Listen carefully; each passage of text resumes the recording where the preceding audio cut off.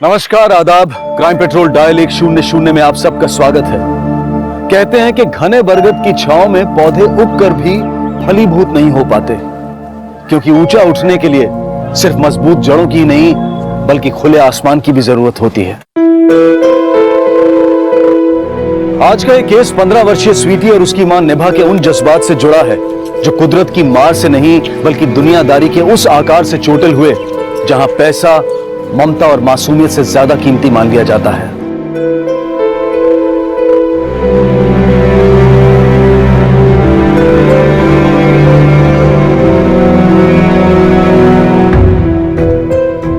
चलो अब तुम थोड़ी देर टीवी देखो और मैं मंदिर होके आती हूँ। ये लो।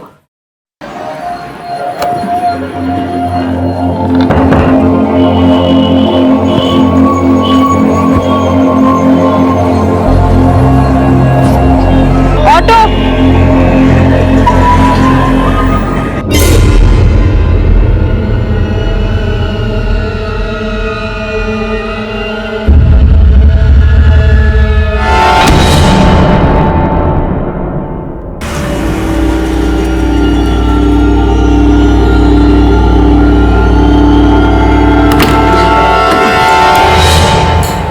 स्वीटी, व्हीलचेयर कहाँ गई?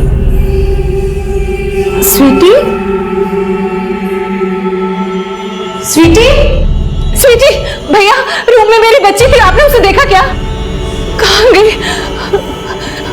भैया रूम में मेरी बेटी थी, छोटी सी, उसको कहीं देखा क्या आपने?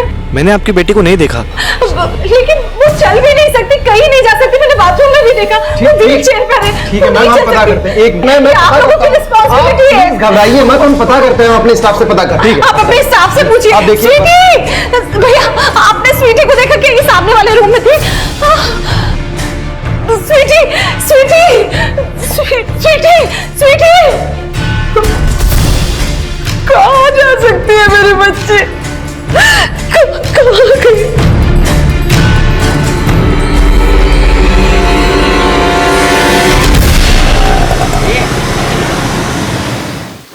रोक दो भैया।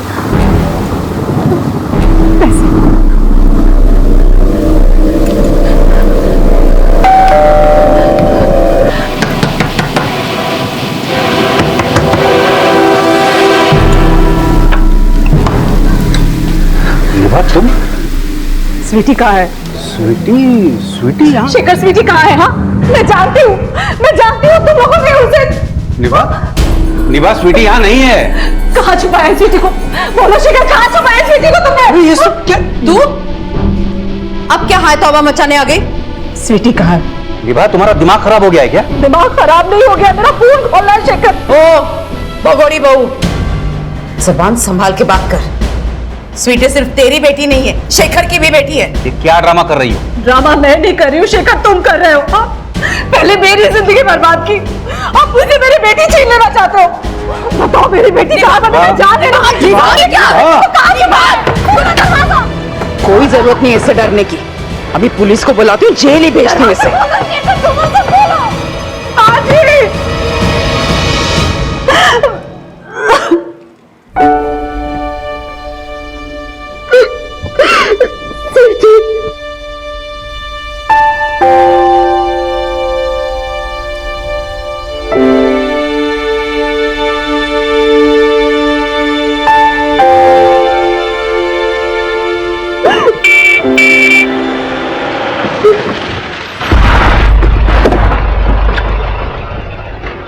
आइए सर। सर मैंने बुलाया था आपको, मैंने बंद करके रखा है उसे। शेखर तुम इतना गिर सकते हो, मैंने सोचा भी नहीं था। सही है वो पागल मेरी बेटे को मारना चाहती थी। अरेस्ट कीजिए सर इसे। सर अरेस्ट मुझे नहीं, इन लोगों को कीजिए। इन्होंने मेरी बेटी को किडनैप किया और अब मुझे यहाँ बंद कर दिया था। अगर बंद नहीं करती ना तो मार डालती तू मेरे बेटे को। सर हमने स्वीटी को अगवा नहीं किया है, ये झूठा इल्जाम लगा रही है हम पर। ये स्वीटी है कौन? मेरी बेटी है सर, इन लोगों ने उसे गायब किया और अब अपना क्राइम के मारे के लिए मुझे फंसा रहे हैं। निभा, तुम्हें कोई बहुत बड़ी गलतफहमी हुई है। भला मैं अपनी बच्ची को क्यों अगवा करूंगा? शेखर झूठ मत बोलो। एक मिनट, आप दोनों मियां बीवी हैं? है नहीं सर, थे 10 साल से दोनों अलग रह रहे हैं। तलाक हो गया दोनों? नहीं हुआ तो नहीं है, लेकिन हो जाएगा जल्दी। और जहां तक बात है मेरी माँ ने जो कंप्लेंट की है उसकी, तो मैं वो कंप्लेंट पीछे लेने के लिए तैयार हूं। लेकिन आप बस इसे ये पूछिए कि स्वीटी कहाँ है और ये हम पर ये झूठा इल्जाम क्यों लगा रही है। मैं झूठ नहीं बोल रही हूँ सर। 10 साल से मैं मेरी बेटी के साथ रायपुर में रह रही थी। अभी बस 3 दिन पहले उसे मुंबई घुमाने के लिए लेकर आई थी और इन लोगों को लगा कि मैं अपना हिस्सा लेने आई हूँ, बस इसीलिए इन्होंने गायब कर दिया मेरी स्वीटी को उस लॉज से जहाँ मैं और स्वीटी रुके हुए थे। कौन सी लॉज में रुके हैं आप? स्टेन बोरीवली स्टेशन के पास है। मैं पास के मंदिर में दर्शन करने गई थी। वापस आकर देखा तो स्वीटी रूम में नहीं थी। स्वीटी की एज क्या है? 15 साल। हैंडीकैप है बेचारी, बिना व्हीलचेयर के चल भी नहीं सकती और पता नहीं उसे कहाँ छुपा कर रखा है इन दोनों ने।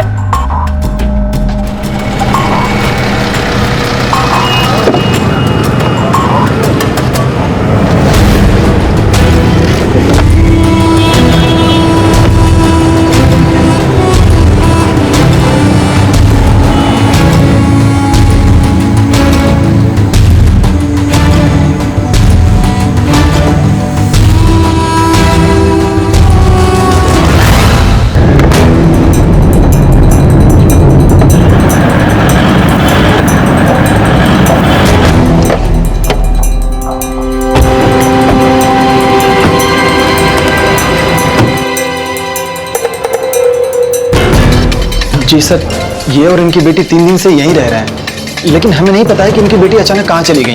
ये कह रही है इनकी बेटी चल नहीं सकती और आप कह रहे हैं कि वो खुद कहीं चली गई। नहीं, मेरा मतलब था सर कि वो व्हीलचेयर तो चला लेती है ना, फिर वो कहाँ चली गई हमें नहीं पता है। सर, जब मैं बाहर गई थी तो स्वीटी यहाँ पर बैठकर टीवी देख रही थी और उसकी व्हीलचेयर यहाँ पर रखी थी। क्या स्वीटी खुद बेड से उठ के व्हीलचेयर पर बैठ सकती थी? नहीं सर, बिना किसी की मदद के तो नहीं बैठ सकती। स्वीटी खुद कहीं नहीं जा सकती, लेकिन उसे कोई लेके तो जा सकता है ना। स्वीटी की मदर के एब्सेंस में कौन आया था स्वीटी के कमरे में जो उसे ले गया? सर, हमने तो ये ध्यान नहीं दिया। दिव्यांग लड़की अपनी व्हील चेयर पे पूरी लॉज में से होके गुजर गई और किसी ने देखा तक नहीं?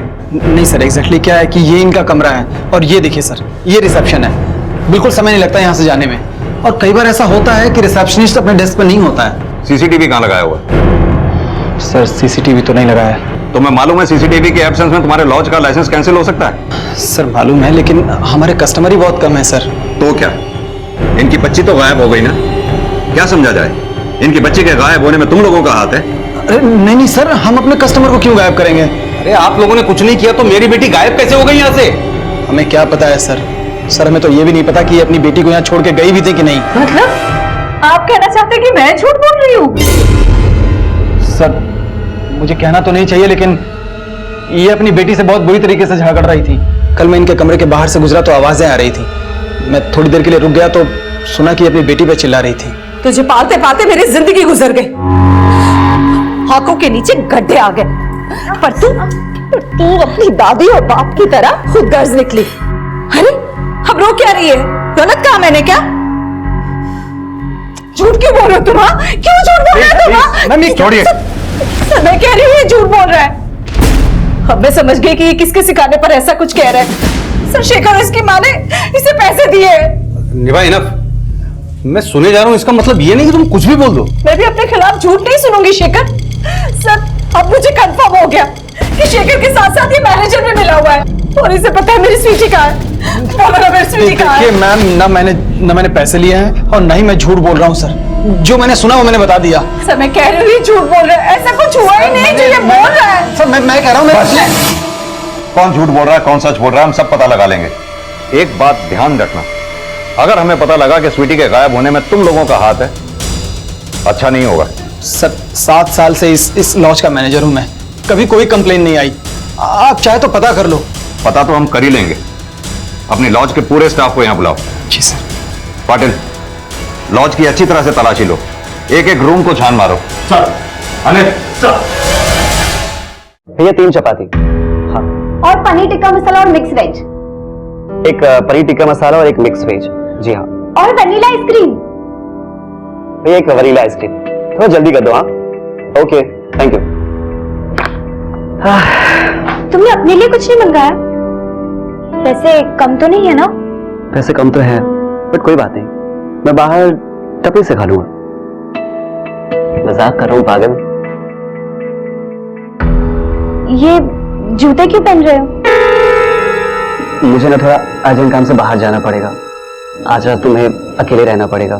तुम मत जाओ, मुझे तुम्हारे बिना डर लगेगा। तुम तो कहती हो तुम तो बहुत स्ट्रांग हो। स्ट्रांग तो हो, लेकिन डर भी लगता है। आखिर हूँ तो लड़की ही ना। मुझे तो पता नहीं था कि तुम लड़की हो। नहीं पता था। सॉरी बोला ना।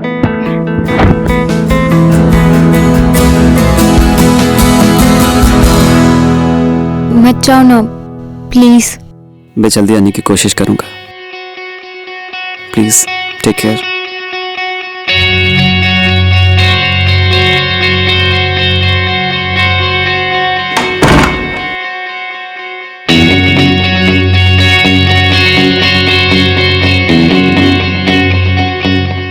कोई तो सर, लॉज में स्वीटी का कोई लीड नहीं मिला। स्टाफ मेंबर से कोई क्लू? नहीं सर, लॉज के स्टाफ मेंबर अपने मैनेजर के खिलाफ कुछ नहीं बोल रहे हैं और ना ही किसी ने किसी संदिग्ध को स्वीटी को लॉज से बाहर ले जाते हुए देखा है। पाटिल, स्वीटी की व्हील चेयर का ना मिलना, उससे तो यही लगता है कि स्वीटी को उसकी मर्जी के साथ ही कहीं ले जाया गया, या फिर यह भी हो सकता है कि स्वीटी और उसकी व्हील चेयर दोनों को ही गायब किया गया हो। एक काम करो पाटिल, लॉज के मैनेजर और स्टाफ सबकी कुंडली निकालो, क्योंकि मुझे लगता है इन लोगों का कनेक्शन देव व्यापार से हो सकता है। सर, कहीं ऐसा तो नहीं कि स्वीटी के गायब होने में स्वीटी के फादर और दादी का ही हाथ हो? यह भी तो हो सकता है कि स्वीटी को गायब करने में स्वीटी की मां का ही हाथ हो, क्योंकि शेखर और उसकी मां ने भी तो स्वीटी की मां के खिलाफ ही बयान दिया था और लॉज के मैनेजर ने भी स्वीटी की मां के खिलाफ ही बोला।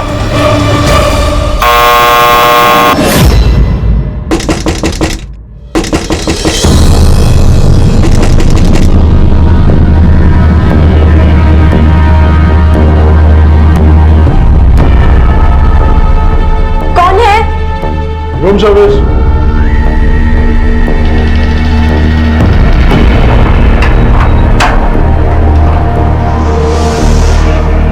मैम, खाना।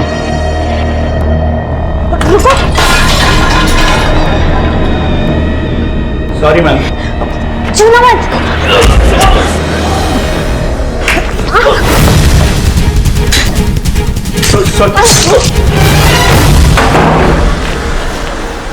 हमेशा व्हीलचेयर पर रहने वाली स्वीटी का अचानक एक लॉज से गायब हो जाना अभी तक तो रहस्य बना हुआ था, लेकिन वो लड़की कौन थी जो एक दूसरी लॉज से रूम सर्विस बॉय का मर्डर करके भाग गई थी?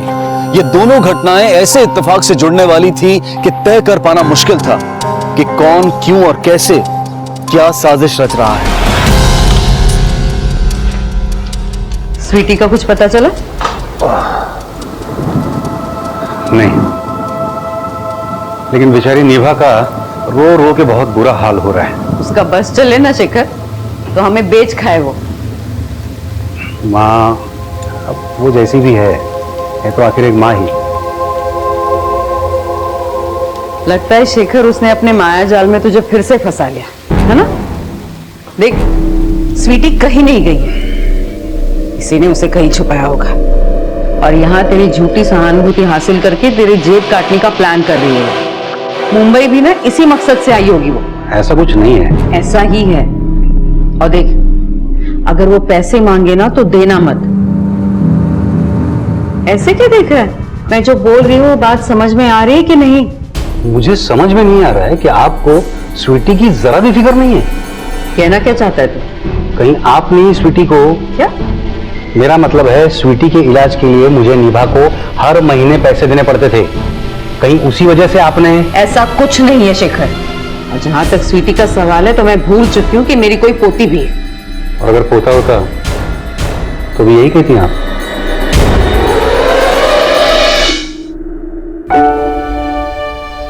मम्मा, बोल बेटा। आपने कहा था दादी को पोता चाहिए था। एक बात पूछूं? पूछो। अगर मेरे आने से आपके पापा और दादी की लाइफ में प्रॉब्लम आनी थी तो आप मुझे भी पैदा नहीं करते। पता नहीं कि मैं माँ कैसी हूँ, पर इतना जरूर पता कि मैं तेरे बिना जी नहीं सकती, नहीं जी सकती। आइंदा से ऐसा कहना भी मत, सोचना भी मत, समझे? कभी नहीं।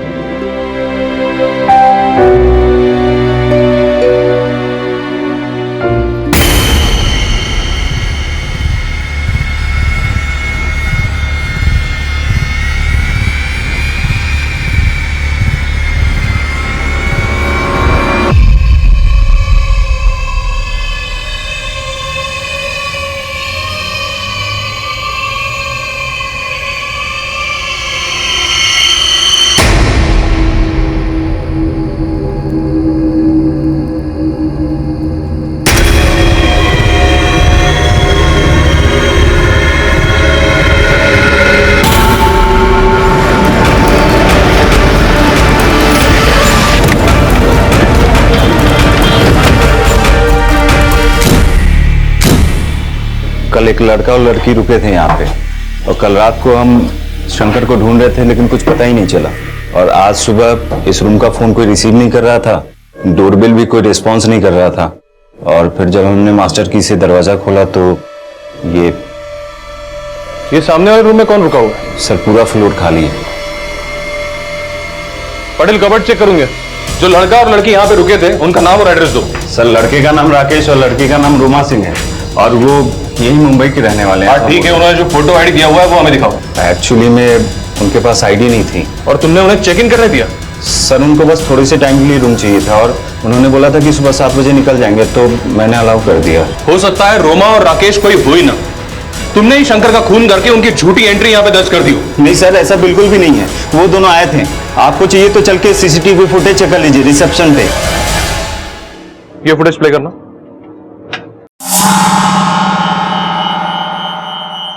पॉज करो। इसका मतलब ये लड़का इस लड़की को यहाँ लेकर आया, और ये कैप और चश्मा इस लड़के ने उसकी आइडेंटिटी छुपाने के लिए पहना होगा। प्ले करो।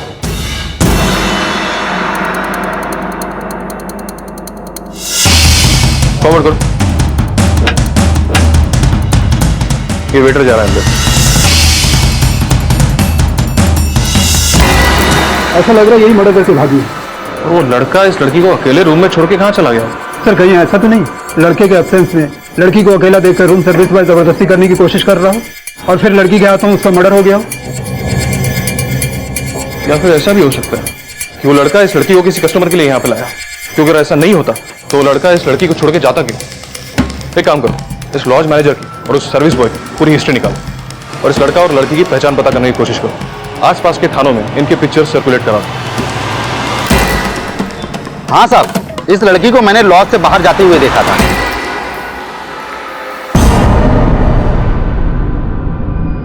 हाँ तो हो सकता है Anit sweety stay in lodge के बाहर व्हील चेयर पे अकेले घूम रही थी, उसे किसी ने अकेले देखा और उसे किडनैप कर लिया। लेकिन सर पूछताछ में से कुछ सामने नहीं आया। पूछताछ जारी रखो, हो सकता है लीड मिले। सर कल मलाड के राजभोग लॉज में एक रूम सर्विस बॉय का मर्डर हुआ था। उसके मर्डर में ये लड़की सस्पेक्ट है। ये तो बिल्कुल स्वीटी जैसी लगती है, मामूली सा ही फर्क है। लेकिन उस लॉज में इस लड़की के साथ एक लड़के को भी देखा गया था, ये उसकी फोटो सर इन दोनों ने वहां पर कल दोपहर 3 बजे चेक इन किया था। इस लड़के ने वहां पर अपना नाम राकेश सिंह और लड़की ने रोमा सिंह लिखवाया था। जब स्वीटी ने अपना नाम बदल के रोमा सिंह लिखवाया है तो इस लड़के ने भी हो सकता है नाम गलत ही लिखवाया हो सकता है सर, लेकिन हमें बताया गया था कि स्वीटी बिना व्हील चेयर के नहीं चल सकती।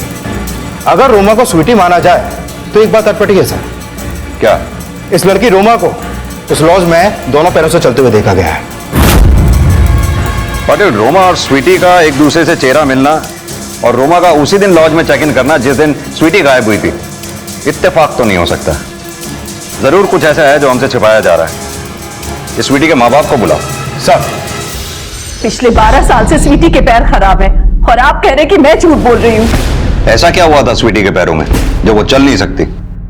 जब वो 3 साल की थी उसके पैरों पर अलमारी गिर गई थी, तब से उसके पैर खराब है। हाँ ये सच है कि स्वीटी चल नहीं सकती थी, लेकिन आपको ऐसा क्यों लग रहा है कि इसमें कुछ झूठ है? क्योंकि ये लड़की कल रात राजभोग लॉज में अपने दोनों पैरों पर चलती हुई देखी गई। और इतना ही नहीं, लॉज के रूम सर्विस बॉय का इसने कत्ल किया और कत्ल करके भाग गई। सर आपको किसने कहा कि ये स्वीटी है? क्योंकि इसकी शक्ल स्वीटी से मिलती है। सर माना कि दोनों की शक्लें मिल रही है, लेकिन ये स्वीटी नहीं है। जरा गौर से देखिए, अगर ये स्वीटी नहीं है तो फिर कौन है जो मर्डर करके भाग गई? मुझे क्या पता सर, जब स्वीटी चल ही नहीं सकती तो वो किसी का मर्डर करके भाग कैसे सकती है? फिर तो आप इसे भी नहीं पहचानती होंगी कि ये कौन है। ये क्या है सर? मैं यहाँ मेरी बेटी के लिए परेशान हूँ और आप किसी का भी फोटो दिखाकर कह रहे हैं कि मेरी बेटी किसी का मर्डर करके भाग गई है। आप हमसे कुछ छिपा तो नहीं रही ना? नहीं सर, देखिए कुछ गलतफहमी हो रही है। सर स्वीटी दिव्यांग है लेकिन साथ में भोली भी है, और ऐसी बच्ची किसी का मर्डर कैसे कर सकती है?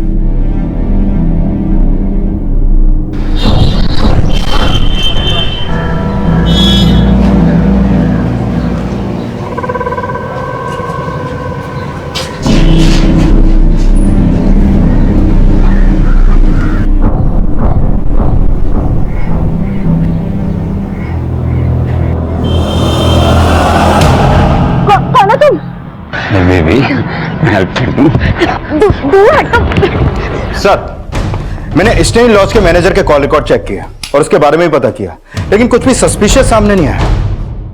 सबसे ज्यादा सस्पिशियस तो यह है पाटिल कि ये रोमा और स्वीटी वाकई दो अलग अलग लड़कियां हैं, या फिर स्वीटी के बारे में जो भी हमें इंफॉर्मेशन दी गई है वो झूठ है। ये स्वीटी के मां और बाप दोनों पर ही विश्वास नहीं किया जा सकता। दोनों पे नजर रखो। सर,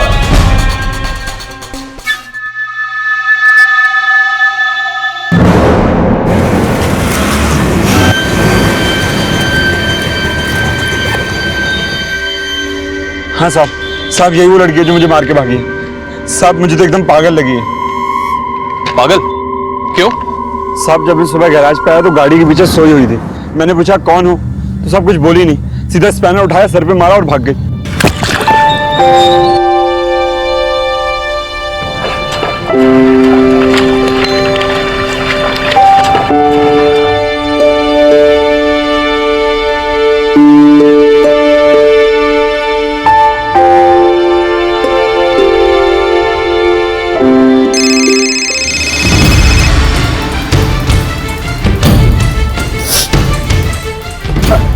हेलो, क्या क्या? हाँ ठीक है, मैं आ रहा हूं मैं। अरे कहाँ जा रहे हो? बस खोल दीजिए।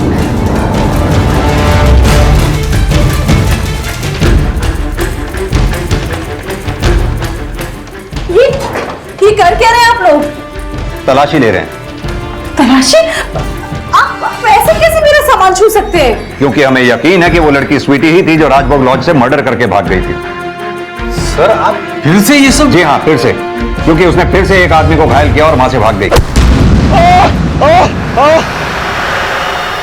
सर हमने कितनी बार कहा कि स्वीटी चल नहीं सकती है, फिर भी आप बार बार वो भाग गई कही जा रहे हैं। आपके पास कोई प्रूफ है कि स्वीटी चल नहीं सकती? प्रूफ चाहिए ना आपको? जी देती हूँ प्रूफ। ये देखिए उसकी मेडिकल रिपोर्ट्स, देखिए। सर इन रिपोर्ट्स के मुताबिक स्वीटी ना सिर्फ चल नहीं पाती होगी, बल्कि उसकी बॉडी में और भी कई सारे कॉम्प्लिकेशंस हैं। उससे पहले अस्थमा की बीमारी भी रह चुकी है, किडनी में माइलस्टोन भी ट्रेस किया गया था, और हाँ माइग्रेन भी है उसे। Thank you doctor. स्वीटी के मेडिकल रिकॉर्ड्स ये इशारा कर रहे थे कि स्वीटी के माता पिता ने स्वीटी के बारे में जो कुछ भी बताया था वो सच था, लेकिन ये यकीन कर पाना भी नामुमकिन था कि एक आदमी की हत्या और एक आदमी को बुरी तरह से घायल करके भागने वाली लड़की स्वीटी नहीं कोई और थी। अगर वो लड़की स्वीटी नहीं थी तो फिर कौन थी, और उसके द्वारा किए गए अपराध और स्वीटी की गुमशुदगी का असल भेद क्या था? क्या स्वीटी के माता पिता पुलिस को गुमराह कर रहे थे या फिर वो खुद गुमराह हो रहे थे? आप हमारी बच्ची को ढूंढने के बजाय हम ही लोगों से पूछताछ कर रही हैं। आपकी बच्ची को ढूंढने के लिए ही ये पूछताछ हो रही है। आप लोग जो भी जानते हैं साफ साफ बताइए, नहीं तो हो सकता है आपकी बच्ची की जान को खतरा हो। सर एक बात बतानी है आपको, इस लड़की की शक्ल स्वीटी से मिलना इत्तेफाक नहीं बल्कि हो भी सकता है, क्योंकि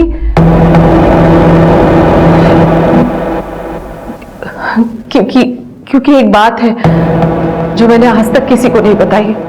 कौन सी बात? 15 साल पहले मैंने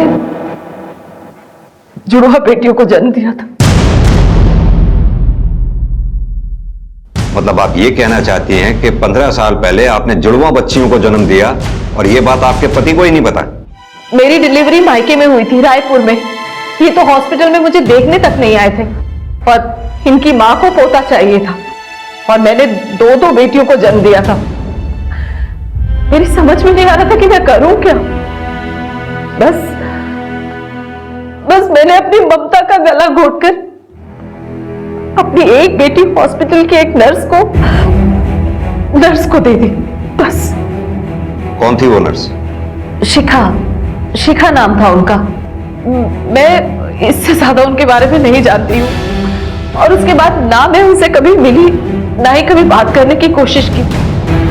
और सर मैं ये भी नहीं जानती कि ये लड़की स्वीटी की बहन है भी या नहीं।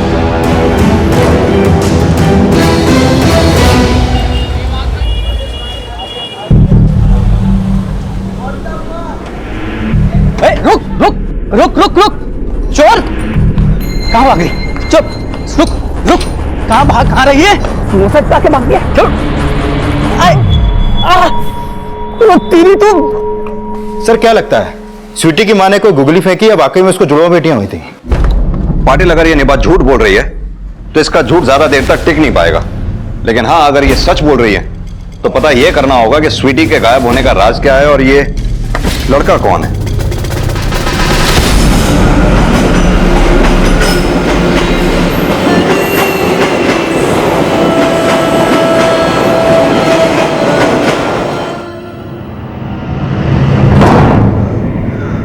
तुमने इतनी बड़ी बात मुझसे छुपाई निभा?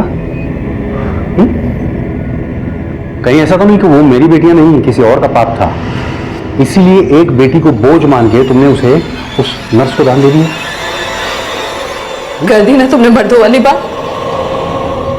मैं हमेशा सोचती थी कि हमारे बीच कोई भी रिश्ता है, प्यार, मोहब्बत, नफरत, दोस्ती, इश्क, कोई भी रिश्ता हो, पर तुम मुझे कभी बेवकूफ नहीं समझोगे। लो, तुमने ये भी कसर पूरी कर दी। बस बस चले जाओ तुम यहां से। नहीं चाहिए मुझे तुम्हारी कोई मदद। नहीं फैलाऊंगी मैं तुम्हारे सामने कभी हाथ। वैसे भी जिसके लिए हाथ फैलाते थे जब कोई नहीं है तो फिर प्लीज ऐसा सोचना भी मत। कुछ नहीं होगा हमारे स्वीटी को, कुछ नहीं होगा। अजीब हो तुम्हें शेखर, अभी तुम उसे नाजायज कह रहे थे, अब हमारी स्वीटी। तलाक चाहिए ना तुम्हें? लाओ कागज, मैं साइन करती हूं उस पर। निभा, मैं इतना भी खुदगर्ज नहीं हूं जितना तुम समझती हो। ऐसा नहीं है कि मुझे अपने प्यार पर कभी शक था। पता नहीं ये रिश्ता कभी निभ ही नहीं पाया। लेकिन अगर तुम चाहो तो निभा, हम फिर से एक नई शुरुआत कर सकते हैं।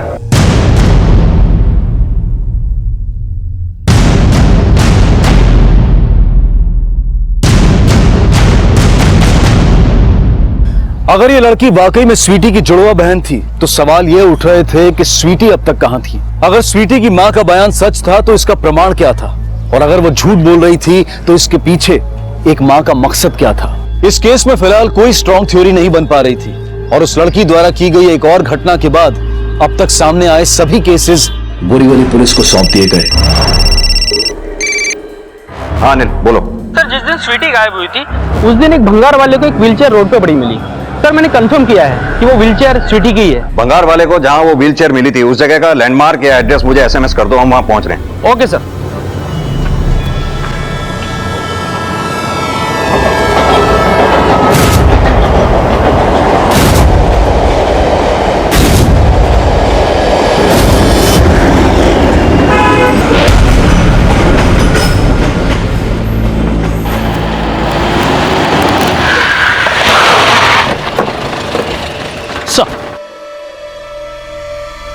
सर, यहाँ ये जगह पे व्हीलचेयर पड़ी मिली सर, लेकिन आसपास किसी ने स्वीटी को नहीं देखा। सर, ये जगह स्टे इन लॉ से ज्यादा दूर नहीं है। सर, अगर मान लिया जाए कि स्वीटी की बहन रोमा और उस लड़के राकेश ने मिलकर स्वीटी को किडनैप किया है, तो किडनैपिंग जरूर यहीं पर हुई होगी। आसपास अच्छी तरह से पूछताछ करो, शायद किसी ने कुछ देखा हो। जहां जहां सीसीटीवी है सबकी फुटेज चेक करवाओ। और हाँ अनिल, वो चाय वाले की टपरी कहाँ है जिसने स्वीटी को व्हीलचेयर पे देखा था? सर, स्टे इन लॉज के बाजू में ही।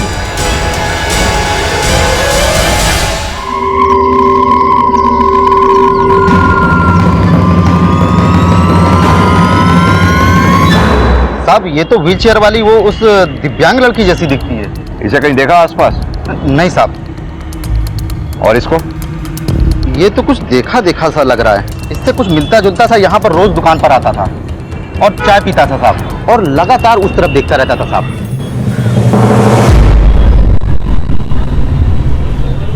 साहब, आपकी चाय। अरे साहब, आप भी देख उधर रहे हैं, चाय इधर ले रहे हैं। ठीक है। लेकिन साहब, उसके मूंछ नहीं थी, और चश्मा और टोपी में भी मैंने कभी नहीं देखा। एक मिनट सर। हेलो, क्या?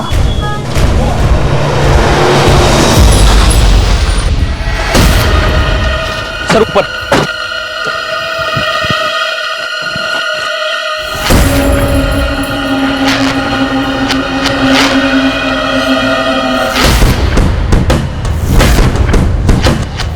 तो राकेश है। अनिल सर इसके बारे में कुछ पता चला, कहाँ का रहने वाला था? सर सबसे पहली बात ये राकेश नहीं है सर, रेहान डिसूजा है, रायपुर का रहने वाला था, घर के बाहर ताला लगा हुआ था। स्वीटी की माँ भी तो रायपुर की रहने वाली है, और स्वीटी की माँ के बयान के मुताबिक वो नर्स शिखा वो भी रायपुर की रहने वाली है, जिसे स्वीटी की बहन को गोद दिया था। पाटिल कहीं ऐसा तो नहीं स्वीटी के गायब होने की प्लानिंग रायपुर में ही बनी हो? ये स्वीटी की माँ से मिलना पड़ेगा, शायद वो इसे जानती हो। ये तो रेहान है। रेहान डिसूजा जी। ये लड़का उस लड़की के साथ देखा गया था जो स्वीटी जैसी दिखती है। आपको याद होगा इसकी फोटोग्राफ हमने आपको पहले भी दिखाई थी। कौन सा फोटो सर? ये फोटो। सर इस लड़के की मूछें हैं, चश्मा पहना हुआ है, कैप पहनी हुई है। मैंने रेहान को कभी इस वेश में नहीं देखा, तो कैसे पहचान पाती मैं? रेहान को कैसे जानती हैं आप? सर रेहान मेरी बेटी स्वीटी को ट्यूशन पढ़ाता था, उसके पेरेंट्स नहीं थे, तो कॉलेज के साथ साथ वो किसी मेडिकल शॉप में भी काम करता था, और ट्यूशन पढ़ाने के साथ साथ कभी कभार हमारे कह देने पर वो हमारे घर का छोटा मोटा काम भी कर दिया करता था। एक बात बताइए, रेहान रायपुर का रहने वाला था, वो पिछले 1 महीने से मुंबई में फ्लैट किराए पे लेकर क्यों रह रहा था? क्या रेहान मुंबई में फ्लैट किराए पे लेकर रह रहा था? जी, और उसी फ्लैट में उसकी लाश मिली है। क्या कह रहे हैं आप? रेहान मर गया? जब तक इन जुड़वा बच्चियों का सच सामने नहीं आ जाता, इस केस को कोई नया एंगल नहीं मिलेगा। पाटिल, रायपुर चलने की तैयारी करो।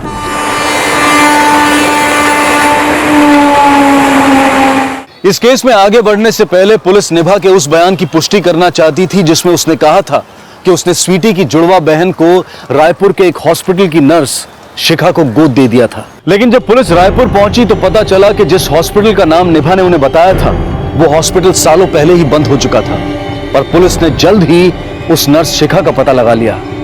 ये निभा बस की फोटोग्राफ है, इसे जानती हैं आप? नहीं, मैं नहीं जानती इसे। लेकिन इसका कहना था कि इसकी डिलीवरी आप ही ने की थी। सर मैंने तो कईयों की डिलीवरी की है, अब हर किसी की मैं थोड़ी ना याद रखूंगी, और मुझे नहीं पता कि इसकी जुड़वा लड़की हुई थी या नहीं, पर इसकी तो क्या, मैंने किसी से भी किसी की बेटी गोद नहीं ली है।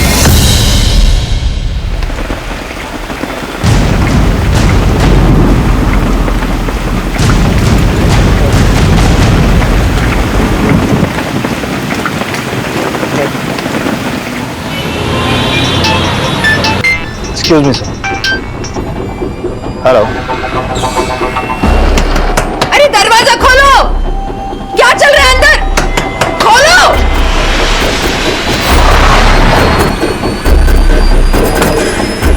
सर वो मैं बहुत देर से दरवाजा खटखटा रही हूँ, कोई खोल नहीं रहा है।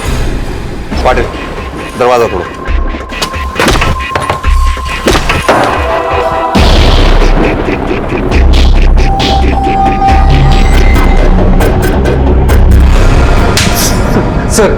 सर मैंने निभा को नहीं मारा है सर। नहीं मारा तो फिर चाकू तुम्हारे हाथ में क्यों था? सर मैं बाहर से घर लौटा तो दरवाजा कोई खोल नहीं रहा था, इसलिए मैंने जब अपनी चाबी से दरवाजा खोला तो निभा खून में लथपथ पड़ी।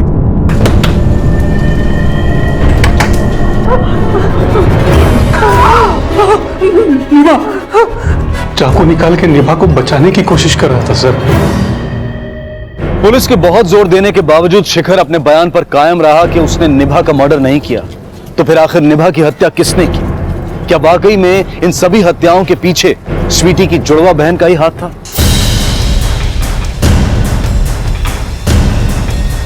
पाटिल, जो औरत जुड़वा बच्चियों की झूठी कहानी बना सकती है वो औरत झूठी मेडिकल रिपोर्ट भी बनवा सकती है। पाटिल, मुझे लगता है कि हमें फिर से रायपुर जाना पड़ेगा।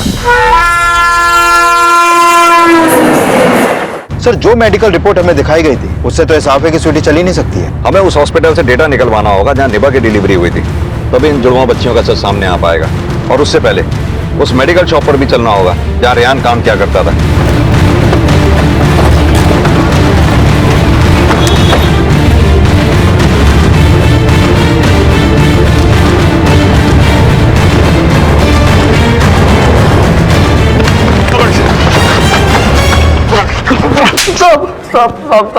माफ कर दीजिए साहब, गलती हो गई साहब। क्या कांड किया तूने? साहब मैं और रेहान नकली मेडिकल सर्टिफिकेट बनाते थे साहब। हमने एक सेट के लिए काम के अंदर 4 लाख रुपए दिए साहब हमको। अभियान पैसे लेके भाग गया साहब मेरे। उस लड़की के चक्कर में मुझे धोखा दिया साहब उसने। कौन लड़की? स्वीटी नाम है साहब उसका। पहले से भगा के ले आना चाहते हैं साहब, फिर मुझे पता चला कि रियान मुंबई है। मैं उसके घर जाके पहुंचा। संजय बात करनी बस। हाँ अंदर है। दरवाजा क्यों बंद कर रहा है? संजय शॉर्ट करते ना, बंद कहते नहीं सोटो। मैंने उसको मारा, जो समझ में आता है मैं लेके चला गया साहब। क्या स्वीटी की माँ के लिए मैं नकली मेडिकल सर्टिफिकेट बनाया था? सर हमने नहीं बनाया सर, सच कह रहे हैं। तो फिर स्वीटी की माँ को क्यों मारा? साहब मैं सच कह रहा हूँ, माँ कसम साहब मैंने रियान के लाया साहब, किसी को नहीं मारा साहब, सच्ची साहब। तो फिर स्वीटी कहाँ है? जब मैं रियान के रूम पर पहुंचा तो वो अकेला था सर।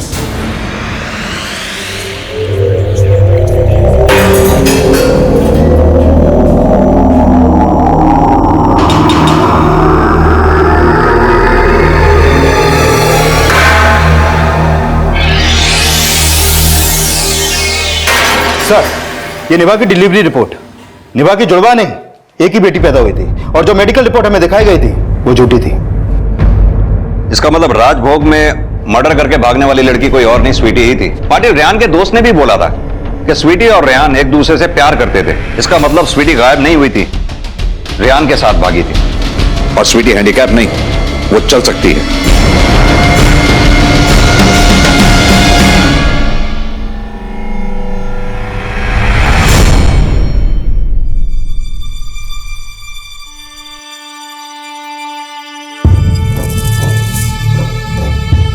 अगर स्वीटी रेहान के साथ भागी थी तो फिर रेहान स्वीटी को लॉज में अकेले छोड़कर क्यों गया? और स्वीटी की मां निभा के मर्डर का क्या राज है?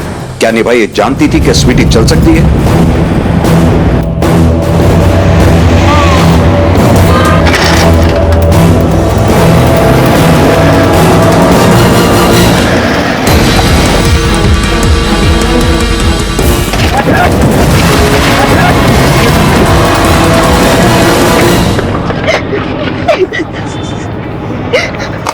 सर दहीसर पुलिस का फोन था, उन्होंने स्वीटी को पकड़ लिया है।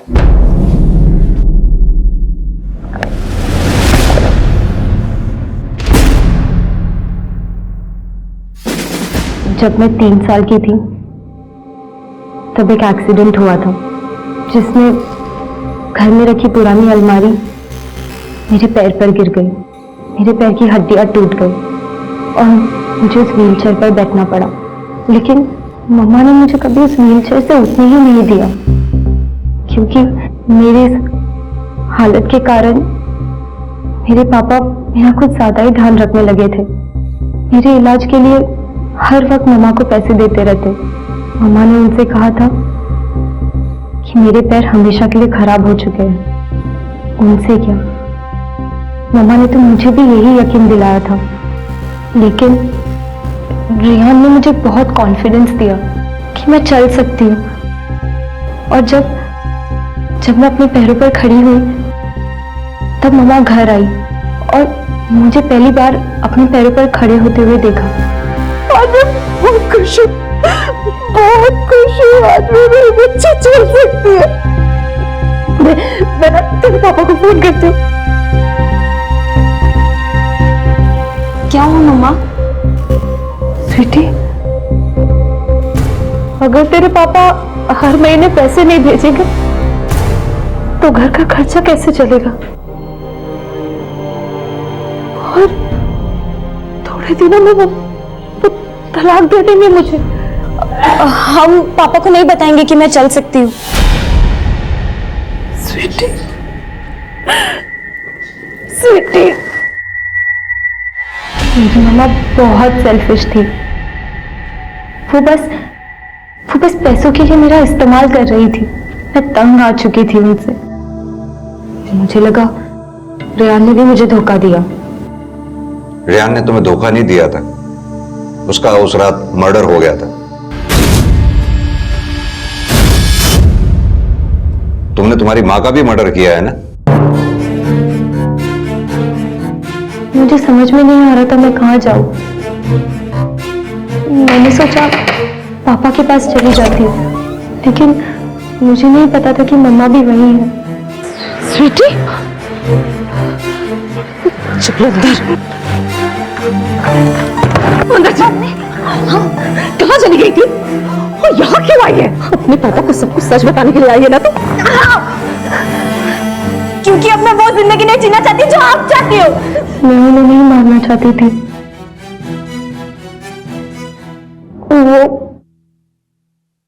वो मुझे मारना चाहती थी।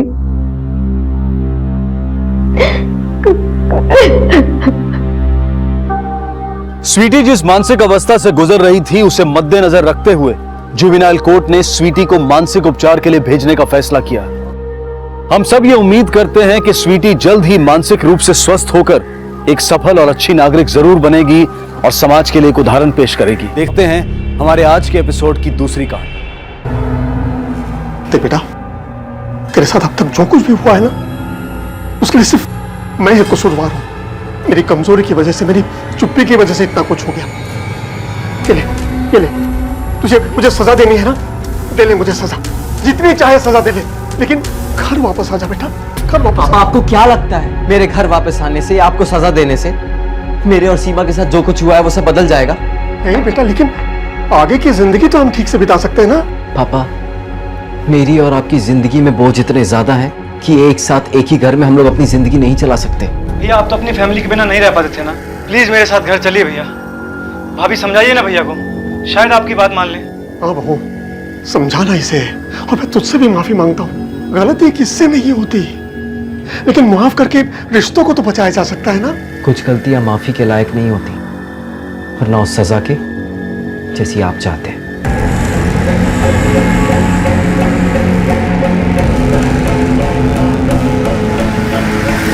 केशव अपने टूटे हुए परिवार को जोड़ना चाहते थे, अपने बेटे और बहू को साथ घर ले जाना चाहते थे। आखिर इस परिवार में ऐसा क्या हुआ था कि एक बाप अपने बेटे को वापस पाने के लिए अपना आत्मसम्मान भी खोने को तैयार था?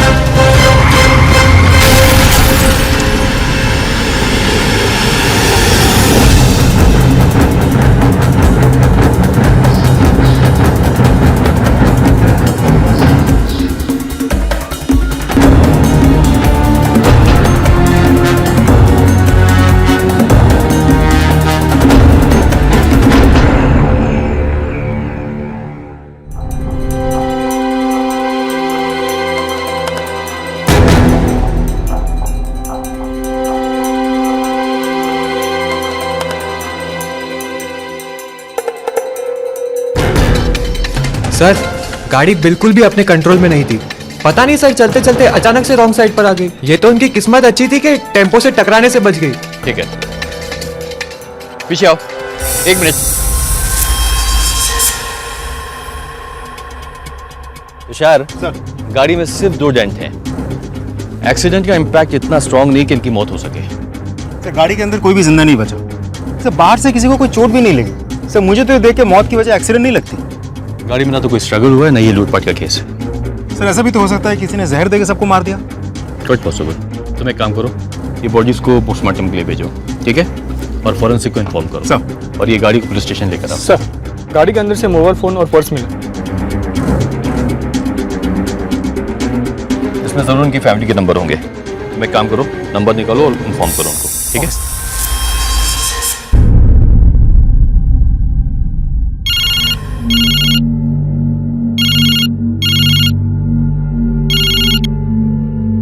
हेलो, कौन?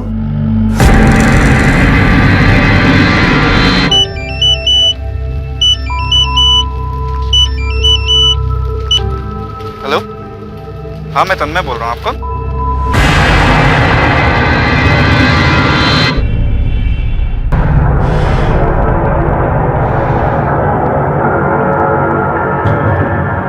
सविता, संजय भैया,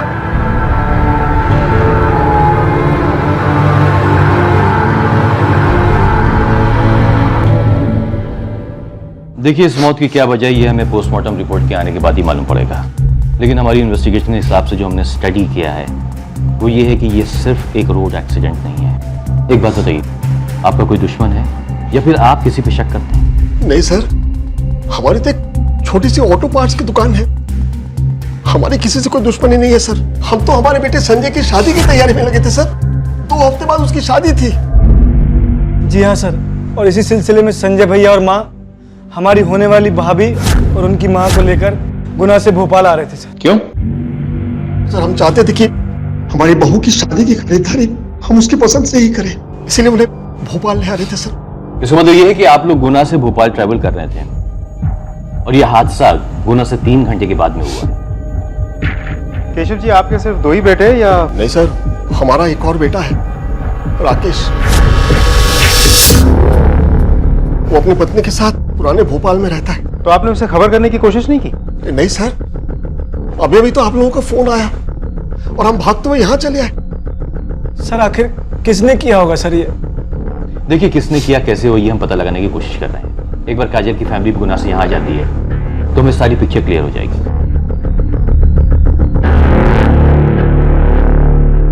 कुछ अच्छा दिखाएगी मेरी माँ। अब ये कैसा है? जी मस्त है, ये रख ले।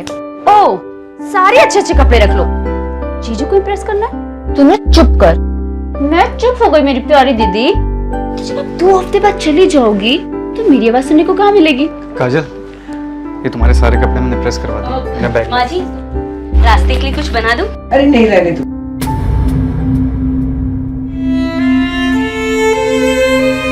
अरे क्या हुआ? आप रो रहे हैं? नहीं नहीं। अरे काजल जाने वाली है ना, ये सोचकर ही इसका दिल भर रहा है। भैया, मैं शॉपिंग के लिए जा रही हूँ। बधाई थोड़ी ना है मेरी।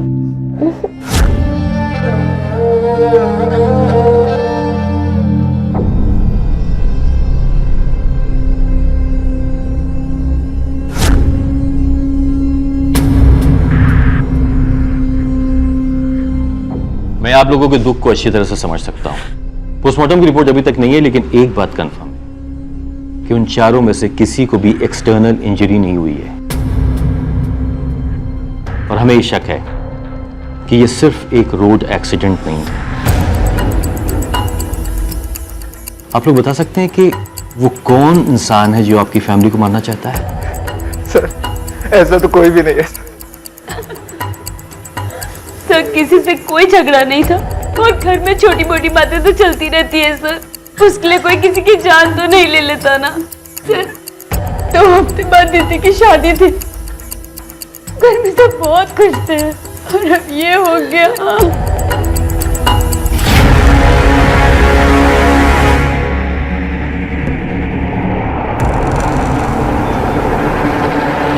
ये केस अब पुलिस के लिए बेहद पेचीदा बन गया था। कार में एक साथ 4 मर्डर हुए थे और चारों 2 अलग अलग परिवारों से जुड़े हुए थे। लेकिन कुछ ही दिनों में ये 2 परिवार एक होने वाले थे। काजल और संजय की शादी होने वाली थी। लेकिन पुलिस के लिए सबसे बड़ा सवाल यह था कि इन दोनों परिवारों में से कौन सा परिवार निशाने पर था, या फिर इन चारों में से कोई एक ही शख्स हत्यारे के निशाने पर था। संजय, संजय बेटा, आ रहा हूं ना माँ। जल्दी आना बेटा, सामान रख, जल्दी कर। हाँ। कितनी देर हो गई? सुनो, वो राकेश को जाके मिलो ना, समझाओ उसे मनाकर घर ले आओ, शायद तुम्हारी बात मान जाए। जाने से पहले टोकना जरूरी है क्या? मैं तो बस जानते हो ना गुना जा रही हूँ। होने वाली बहू को यहाँ लाना है शॉपिंग कराने के लिए। आपको अकल कब आएगी?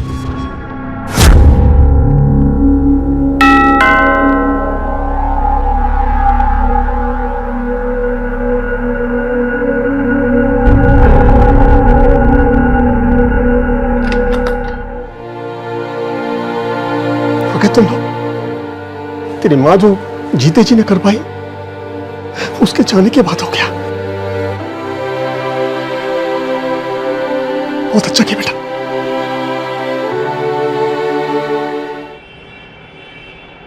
सर, गुना पुलिस को तन्मय के परिवार के बारे में ऐसा कुछ भी नहीं मिला जिससे उन लोगों पर शक किया जा सके। लेकिन संजय के फैमिली में ऐसे कई राज छिपे हैं जो अभी तक पूरी तरह से सामने नहीं आए। किसी बाहरी से भी दुश्मनी का कोई एंगल सामने नहीं आया है। इससे साफ जाहिर है कि हत्यारा जो है वो संजय के परिवार का ही है। सर, ऐसा भी तो हो सकता है कि काजल और संजय को कोई मारने आया था, लेकिन साथ में माँ बैठी थी तो वो भी मारे गए। सर, उन 4 लोगों की पोस्टमार्टम और फॉरेंसिक रिपोर्ट है। ये देखो तुषार, ये पोस्टमार्टम रिपोर्ट साफ कहती है गाड़ी में जो पीने का पानी मिला उसके अंदर नींद की गोली मिलाई गई।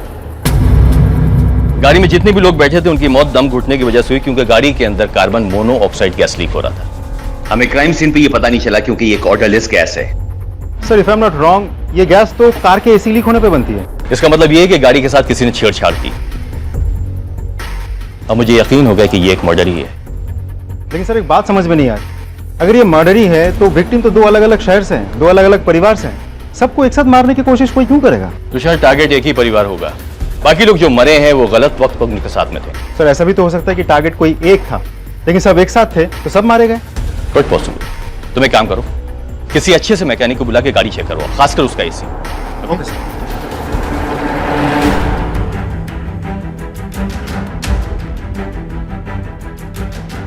सर एसी का पाइप तो काटा ही गया, साथ ही गाड़ी के वेंट्स में भी टेप लगाकर इसे बंद किया गया। मतलब अंदर से बाहर निकलने वाली हवा के सारे रास्ते बंद कर दिए गए? जी सर।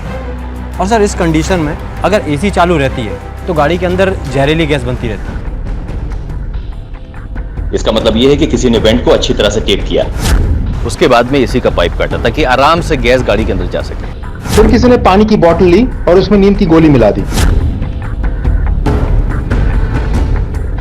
नींद के नशे में लोगों को मालूम नहीं पड़ गया गैस लीक हो रही है, और जब काजल ने गाड़ी चलाई तो उसको भी नींद आ गई और गाड़ी आउट ऑफ कंट्रोल हो गई। ये जो कुछ भी हुआ है रास्ते में हुआ है, गुना से निकलने के बाद। हाँ सर, क्योंकि नींद की गोली करीब 20 से 30 मिनट लेती है अपने इफेक्ट दिखाने के लिए। लेकिन जिस किसी ने भी इस काम को अंजाम दिया है ना, उसे कार की बहुत अच्छी नॉलेज है। ये चारों कहीं बीच में रुके होंगे और उस कातिल ने मौका देख के अपनी चाल चल दी। ये तन्मय का गैराज है ना, और केशव जी की ऑटो पार्ट्स की दुकान। Yes sir. तुम एक काम करो, गुना पुलिस को इन्फॉर्म करो कि काजल की फैमिली की पूरी इन्फॉर्मेशन निकालें, और संजय की फैमिली की क्या कुंडली है ये पता करो। हर फैमिली के कोई ना कोई राज होते हैं, पता करो कि इस फैमिली के कौन से ऐसे राज हैं जिसमें कि 4 जाने गई हैं। 1 मिनट, ये देखो, ये है गुना और ये है भोपाल, 4 घंटे का रास्ता है। अगर गुना में एसी का पाइप काटा गया होता तो उन लोग को एहसास हो जाता लीकेज का, या अगर लीकेज का एहसास नहीं भी होता तो उनकी मौत हो जाती जो कि गुना के पास में होती।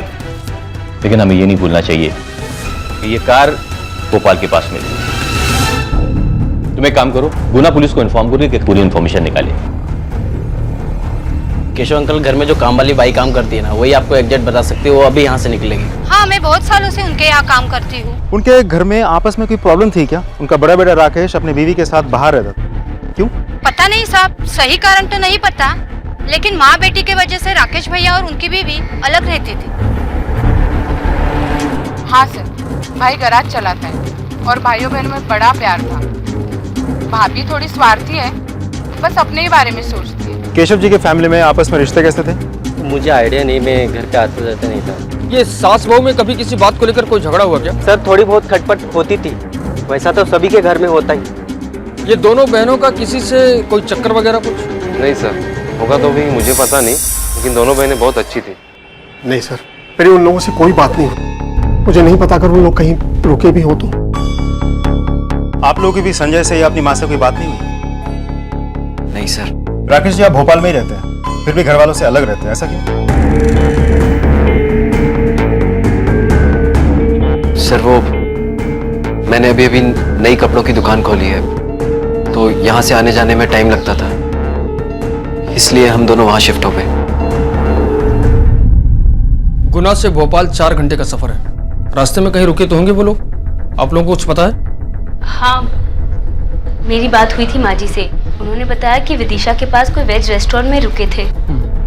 रेस्टोरेंट का नाम बताया था? नहीं, ना तो रेस्टोरेंट का नाम बताया और ना ही मैंने पूछा। पर सर इन सबसे उनकी मौत का क्या लेना देना? बहुत कुछ लेना देना है। भोपाल पुलिस से पता चला है कि कार के एसी पाइप को कट किया गया था, सारे वेंट्स बंद किए गए थे, जिसकी वजह से उनकी मौत हुई थी। लेकिन इससे तो सर गाड़ी में जहरीली गैस फैल जाएगी। अच्छा, तुम्हें इतनी नॉलेज कैसे है? सर गैराज चलाता हूँ, इतना तो पता ही हो। पर सर उस संजय जीजू की कार घर के बाहर पार्क थी, तो बाहर से आके कोई एसी का पाइप कैसे? देखिए, गाड़ी के साथ जो भी छेड़छाड़ हुई है वो रेस्टोरेंट के आसपास ही हुई होगी, यहाँ नहीं। मोहन, भोपाल पुलिस को खबर करो कि वो लोग विदिशा के पास किसी वेज रेस्टोरेंट पे रुके हुए थे।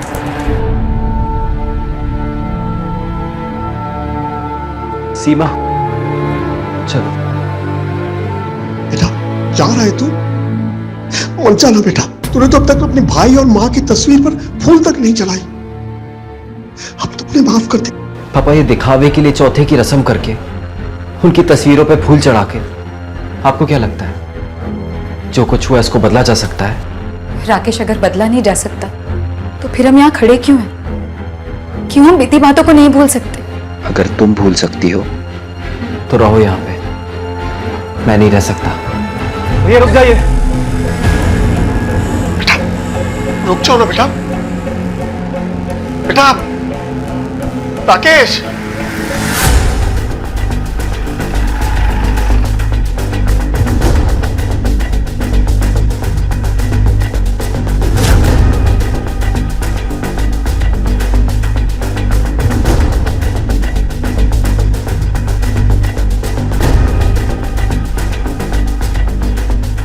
एक्सक्यूज मी, इन 4 लोगों को आपने देखा है क्या?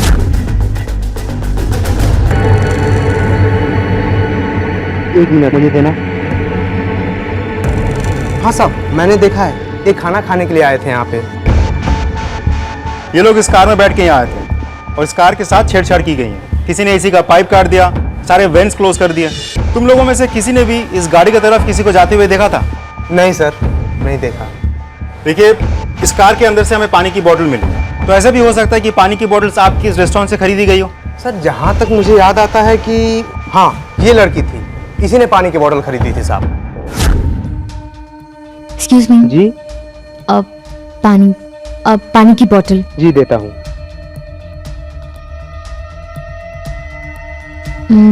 ये ठंडी नहीं है, मैं खुद से ले लूं? ले लीजिए।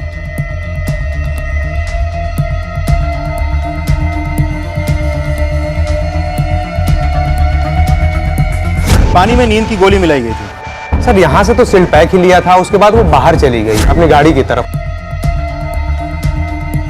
और गाड़ी में उसने पानी रखा और फिर वापस भी आ गई थी यहाँ। इन 4 लोगों को छोड़कर किसी और को गाड़ी की तरफ जाते हुए देखा था?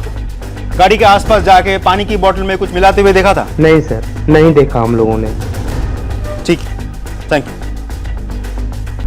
तुषार, ये तो तय कि गाड़ी के साथ छेड़खानी हुई है और रेस्टोरेंट पर हुई है, तन्मय के घर पे नहीं। क्योंकि तन्मय के घर पे अगर ऐसा होता तो गाड़ी में बैठे जितने भी लोग हैं उनको गैस लीक होने का अंदाजा हो जाता। सर, ऐसा भी तो हो सकता है क्रिमिनल रेस्टोरेंट पे आया, गाड़ी के साथ छेड़छाड़ की, पानी लिया और पानी में नींद की दवाई मिला दी। अब रेस्टोरेंट में बहुत सारे लोग थे तो किसी ने नोटिस नहीं किया होगा। लेकिन जिसने भी ये काम किया वो कार की अच्छी नॉलेज रखता है। सर, मुझे तो लगता है वो क्रिमिनल संजय या काजल, दोनों में से किसी भी फैमिली से हो सकता है। हो सकता है। तो मैं काम करूँ, ये संजय और काजल की जितने भी फैमिली के मेंबर्स हैं उनके फोन रिकॉर्ड चेक करो, उनके फोन का लोकेशन भी पता करो। Okay okay sir. क्या पक रही है तुम? तुम्हारा दिमाग तो ठिकाने पर है? ऐसी बातें करके तुम मुझे फांसी लगवाना चाहती हो? मैं तो बस ऐसे ही बोल रही थी। ऐसे ही? ऐसे का क्या मतलब? देखो तन्मय, तुम्हारे पास में ये करने की वजह है, और वो वजह क्या है तुम अच्छी तरह से जानते हो। देखो, कोई भी ऐसी वजह नहीं हो सकती जो मैं अपनी बहन और माँ की जान ले लूं। तो अपने दिमाग से ना इस बात को निकाल दो। वैसे मुझसे बड़ी वजह ना तुम्हारे पास है।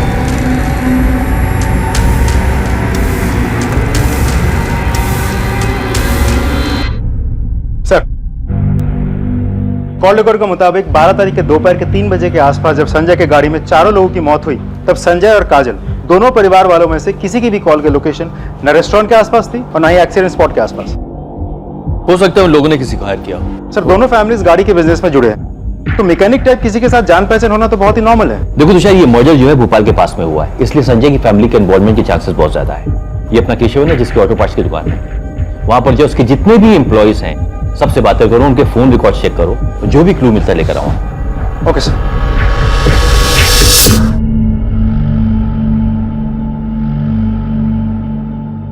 दिया, कब से बुला रही हूँ दिया? ये लो, खाना खा लो। आप खाओ, अब तो ऐश है ना आपकी। खाना खाओ पियो, मेरी फिक्र मत करो, मजे करो अब तो। मैं मजे नहीं कर रही हूँ दिया, मैं एक तकलीफ से गुजर रही हूँ, तो तुम में से किसी को समझ नहीं आएगी।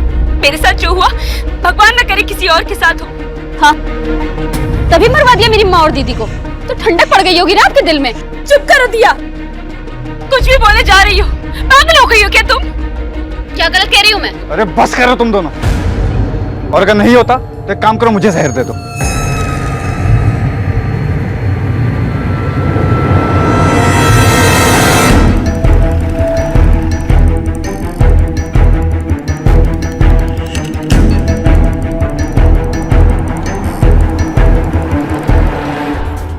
सर हमने सारे एम्प्लॉयज के रिकॉर्ड चेक किए। सुरेश नाम का एक मैकेनिक है, 10 तारीख से गायब है। लेकिन ये हादसा तो 12 तारीख का है ना? यस सर, हमने दुकान में जाकर भी पूछताछ की, वो वहाँ भी नहीं आया, फोन भी स्विच ऑफ।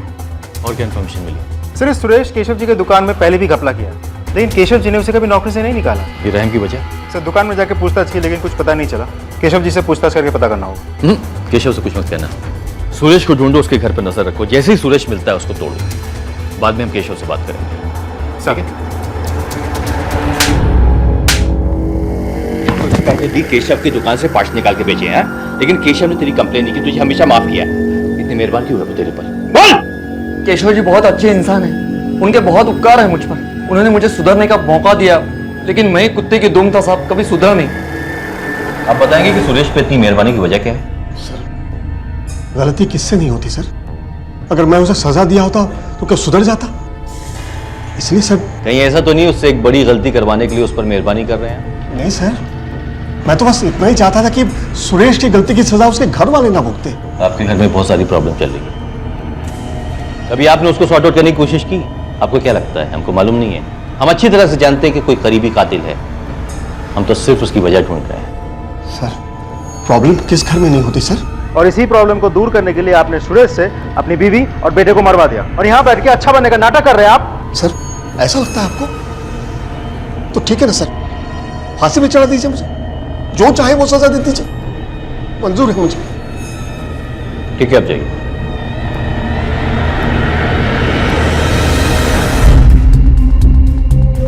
ये आदमी बुरा नहीं है, ऐसा लगता है कि उसने जिंदगी में बहुत सारी चोट खाई है, इसलिए किसी को दर्द देना नहीं चाहता, भले वो गलत क्यों ना।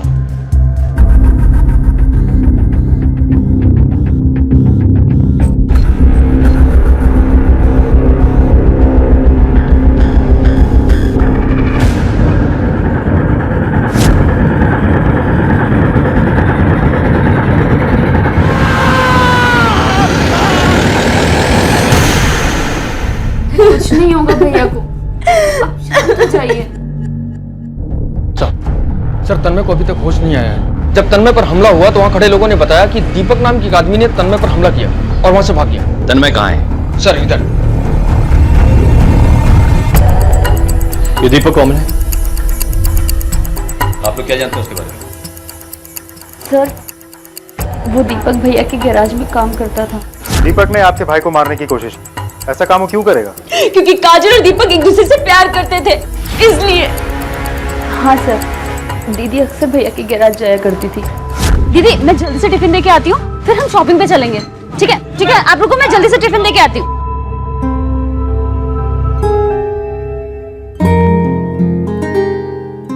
ये लो भैया आपका खाना। अरे दिया अकेली आई? नहीं नहीं, दीदी बाहर खड़ी है, हमें शॉपिंग पे जाना है। ठीक है हम जा रहे हैं, बाय बाय बाय।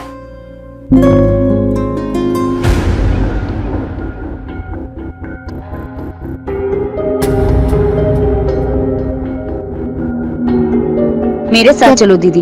क्या हुआ है? मेरे साथ चलो। लेकिन हुआ क्या है? ये सब क्या हो रहा है? क्या? उस मैकेनिक के साथ मैंने सब देखा। देखो सच सच बोलो वरना घर जाके बता दूंगी। नहीं दिया, किसी से कुछ मत कहना। वो दीपक है, मैकेनिकल इंजीनियरिंग की पढ़ाई कर रहा है, अपना खर्चा चलाने के लिए भैया के यहाँ गैरेज में काम करता है। और तुमसे प्यार भी करता है ना? कब से चल रहा है ये सब? अब 3 महीने हो गए। अगर माँ भैया को पता चला ना तो सोचो क्या होगा। मैंने दीदी को बहुत समझाने की कोशिश की कि वो हमारी बराबरी का नहीं है, माँ भैया गुस्सा होंगे, लेकिन उसने मेरी एक भी नहीं सुनी। सिर्फ भैया को मालूम पड़ा तो उन्होंने दीपक को काम से निकाल दिया और दीदी और दीपक का रिश्ता भी तोड़वा दिया। दीदी भी इस रिश्ते से धीरे धीरे बाहर आ रही थी, फिर अचानक काजल की शादी किसी और से हो रही है। कहीं ऐसा तो नहीं कि इसी बात से दीपक ने गुस्से में आके पहले काजल, संजय और बाकी सबको मार दिया और फिर तन्मय पे हमला करके उसे भी मारने की कोशिश? या क्वाइट पॉसिबल। तुम एक काम करो, दीपक के फोन को ट्रैकिंग पे डालो, जिस दिन मर्डर हुआ है उसकी फोन की लोकेशन क्या थी ये पता करने की कोशिश करो। और शर्मा जी आपके जितने भी खबरी हैं उनको दीपक की फोटो भेजिए। Okay okay sir. जाके बोलो उसको। सर दीपक के कॉल रिकॉर्ड के मुताबिक 12 तारीख को दीपक के सेलफोन के लोकेशन क्राइम सीन के आसपास का नहीं था। यानी कि दीपक वहां मौजूद नहीं था। अगर दीपक वहां मौजूद नहीं था तो इसका मतलब ये कि शायद उसने ये मर्डर नहीं किया। लेकिन सवाल ये उठता है कि फिर उसने तन्मय पे हमला क्यों किया? काजल तो मर चुकी है, अब उसको तन्मय को मार के क्या हासिल होने वाला है? तुम एक काम करो, पता करो ये दीपक कहां छुपा बैठा है, ठीक है? Okay sir.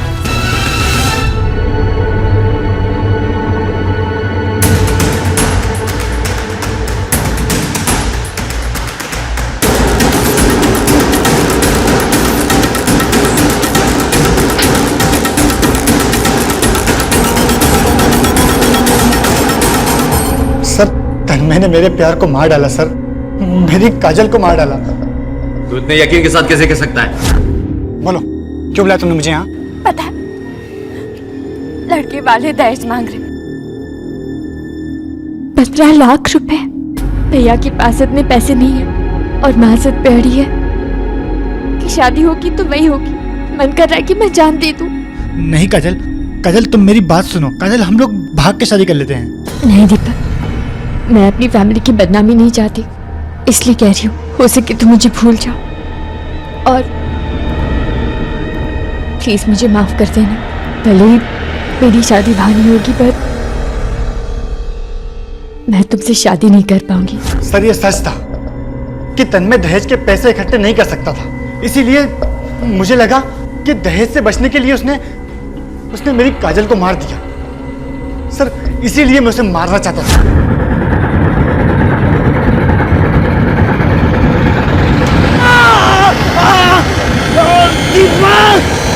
तेरी किस्मत अच्छी थी जो तन्मय बच गया। मर्डर नहीं तो कम से कम अटेम्प्ट टू मर्डर का चार्ज तो लगेगा ही।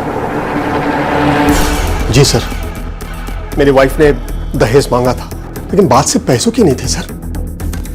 हम जानते हैं ये सब गलत है, लेकिन उसका मानना था कि शादी में दान दहेज का चलन है, इसलिए उसके बात के सामने हम सबको झुकना पड़ जाता था सर। यानी कि आपके कहने का मतलब कि सविता जी ने अपने बड़े बेटे की शादी में भी दहेज मांगा होगा? जी सर, और उन्होंने दिया भी था। हाँ सर, दहेज की रकम ज्यादा थी और अरेंज करने में मुश्किल भी हो रही थी, पर सर मैं कर रहा था सर। पैसे का इंतजाम नहीं हो पाया इसलिए तुमने कहीं? नहीं सर, ये ऐसा नहीं कर सकते। क्यों नहीं कर सकता है? पैसे के लिए तो इंसान अंधा हो जाता है, किसी को भी मार सकता है। हाँ सर, ये सच है कि मैंने और इन्होंने हमारी बच्ची को कोक में मार दिया था पैसों के वजह से। तुम दोनों को कोई बात समझ में आती है कि नहीं? पहले से दो बहनें हैं, उनकी शादियां करनी है और वो रिश्ते को भी निभाना है। बेटियों के रिश्ते को निभाना मतलब उनको सिर्फ देना होता है। ऐसे में बेटी हो गई तो हम क्या करेंगे, ये सोचा है तुम लोगों ने? माँ जी, आपने भी तो बेटियों को जन्म दिया ना। माँ जी प्लीज। दिया है, लेकिन तब मुझे समझ नहीं थी, अब समझ आ गई है। माँ जी प्लीज बेइज्जत मत करिए माँ जी। नहीं, मुझे कुछ नहीं सुनना। तन्मय, मैं डॉक्टर से बात करती हूँ, तुम दोनों वहां चले जाना। आप लोगों को पता है लड़का है या लड़की ये चेक करना इलीगल है? कहां से कराया था? सारा डिटेल दीजिए हमें। उस डॉक्टर और हॉस्पिटल को भी नहीं छोड़ेंगे हम। आप लोगों के खिलाफ भी केस चलेगा, सजा तो आप लोगों को भी मिलेगी। बेटियां घर की लक्ष्मी होती हैं, देवी होती हैं। न जाने कितने महान उपनाम हम अपनी बेटियों को देते हैं, लेकिन जिस परिवार में बेटियों को कोख में ही मारा जाएगा, जन्म लेने के बाद भी बोझ समझा जाएगा, क्या वो परिवार कभी खुश रह पाएगा? पुलिस के लिए कार में 4-4 हत्याएं अब भी एक बड़ा सवाल बनी हुई थी।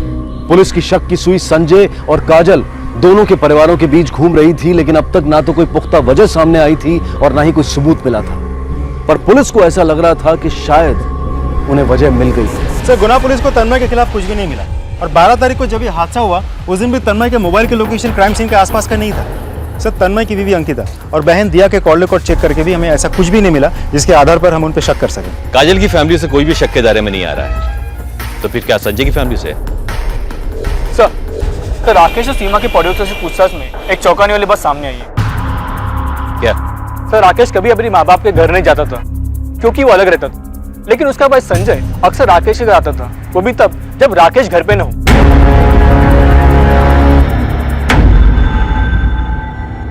संजय आपके घर क्यों आता था? संजय मेरे पति के भाई थे, वो हमारे घर क्यों नहीं आ सकते? आपके पति का भाई है? अगर वो आपके पति का भाई तब फिर आप लोग उसके घर क्यों नहीं जाते थे? जवाब दीजिए, मैंने कहा जवाब दीजिए। क्योंकि मेरे पति अपनी माँ से नाराज थे। क्यों रहूं मैं इस घर में, और करूंगा क्या मैं इस घर में रह के? ये घर मेरा है ही नहीं, ये घर आपका है और आपके दोनों लड़कों का है। ऐसा कुछ नहीं है बेटा, तो घर छोड़ के जाने से कैसे चलेगा? लोग क्या कहेंगे? अच्छा, लोग क्या कहेंगे इसकी फिक्र है आपको, लेकिन माँ ने जो किया उसके बारे में आपने कभी नहीं सोचा। इन्होंने एक बार कहा और आपने मुझे मेरे बिजनेस के लिए पैसे नहीं दिए, लेकिन संजय ने एक बार मांगे तो उसके लिए पैसे थे आपके पास। हाँ, दिए उसे, क्योंकि मुझे पता है वो होशियार है, वो पैसे को डुबोएगा नहीं। और तू तो सारे पैसे डुबो देता। ठीक है, मैं जा रहा हूं और एक दिन अपनी दम पे साबित करके बताऊंगा कि मैं संजय से कम नहीं हूं। तो संजय ने आपके पति का हक मारा था। देखिए, हमने आपके पति के कॉल रिकॉर्ड्स चेक किए हैं, वो संजय से बात ही नहीं करते थे, लेकिन संजय आपसे बराबर बात करता था। वो आपसे मिलने भी आता था आपके घर पर, और खासकर उस वक्त आता था जिस वक्त आपके पति घर पर मौजूद नहीं होते थे।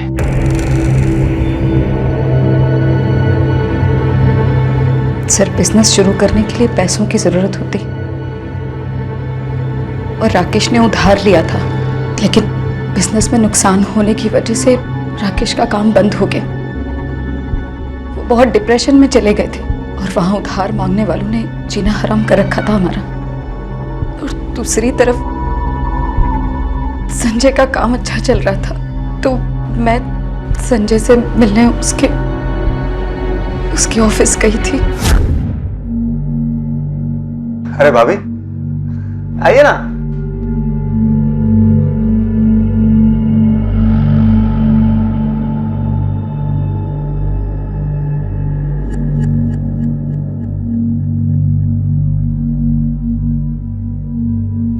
ये लीजिए, पानी पीजिए।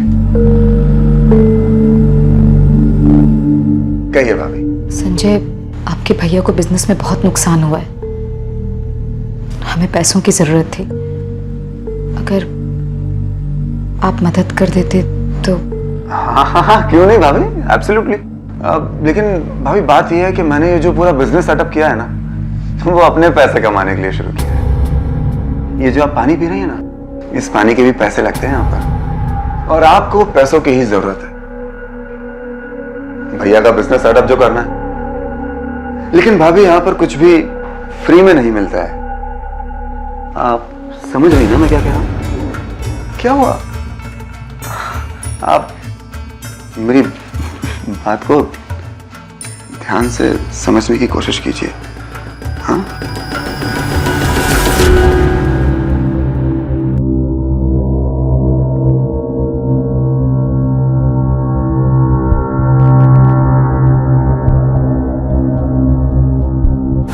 इतना कुछ आपके साथ में हो रहा था, लेकिन इसकी भनक किसी को लगी नहीं। पता चल गया था सर, मेरे ससुर जी को सब पता चल गया था।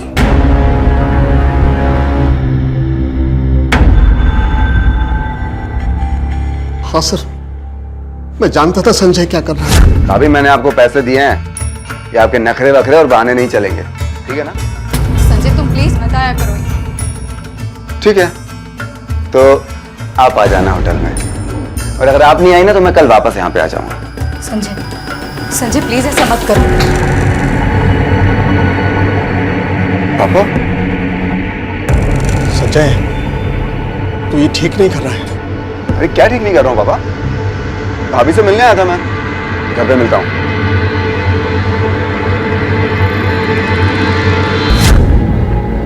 सब कुछ जानते हुए भी मैं अंधा बना बैठा था सर। कैसे करता? अगर मुंह खोलता तो अपनी ही फैमिली की बदनामी होती ना सर। ये सही है कि परिवार को जोड़कर रखने के लिए इंसान को कई बार छोटी छोटी बातों को अनदेखा कर देना चाहिए, लेकिन यहां जो हो रहा था वो बहुत गलत था, अपराध था। लेकिन अब पुलिस संभावनाएं तलाश रही थी कि एक कार में 4 लोगों की एक साथ हुई हत्या क्यों की गई थी और किसने की थी। ये केस पुलिस के लिए एक अनसुलझी पहेली बन गया था। हर एंगल से जांच की जा रही थी, लेकिन नतीजा कुछ नहीं निकल रहा था। पर संजय का सच पता चलने के बाद पुलिस को कुछ उम्मीद नजर आ रही थी। हाँ सर, मुझे पता था सीमा के साथ जो भी हुआ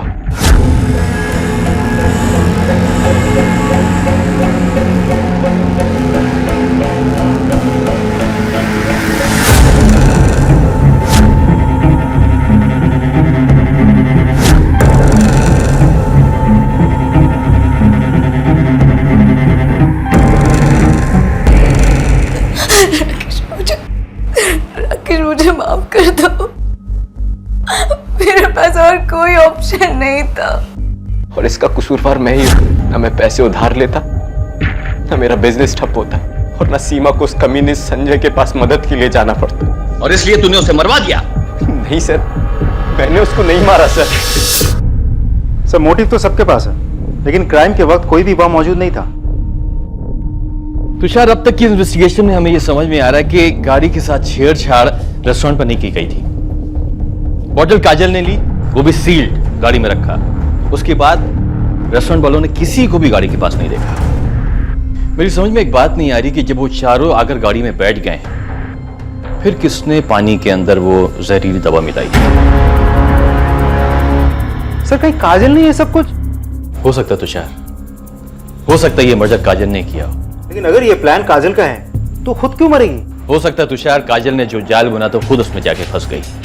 नहीं सर, मुझे लगता है कोई तो है जो काजल की मदद कर रहा था, क्योंकि काजल के पास गाड़ियों के बारे में इतनी जानकारी कहां से आएगी? उसका बॉयफ्रेंड, वो मैकेनिक, क्या नाम है उसका? दीपक। दीपक, ये काम उसने किया है। सर मैंने सच में कुछ नहीं किया है, मेरा विश्वास कीजिए। काजल मुझसे मिलने के लिए किसी भी बहाने से गैरेज आती थी सर। तुम यहाँ? अरे मेरे भैया का गैरेज है, जब मन करेगा तब आऊंगी, जब मन करेगा तब जाऊंगी। हाँ हाँ, तुम्हारे भाई का गैरेज है, लेकिन तुम्हारे भाई ने अगर मुझे तुम्हारे साथ यहाँ देख लिया ना तो मेरी नौकरी चली जाएगी। अरे भैया ना घर गए हैं खाना खाने, वो नहीं आने वाले। मुझे गाड़ी ठीक करना सिखाओ ना प्लीज। तुम गाड़ी बनाना सीखोगी? ये तुम्हारा काम थोड़ी है। प्लीज। सर काजल ने मुझसे करीबी बढ़ाने के लिए धीरे धीरे कार के बारे में सीखना शुरू किया।